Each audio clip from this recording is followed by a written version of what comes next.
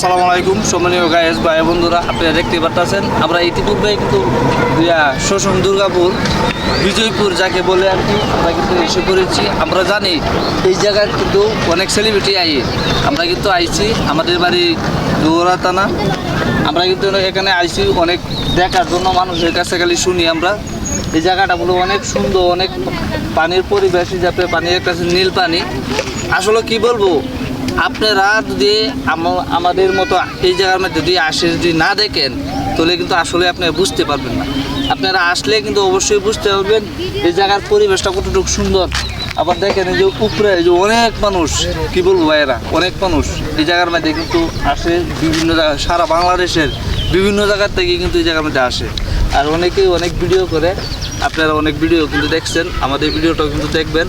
আর যতটুকু সম্ভব আপনারা এসে শোষণ দুর্গাপুর এই জায়গাটা কীরকম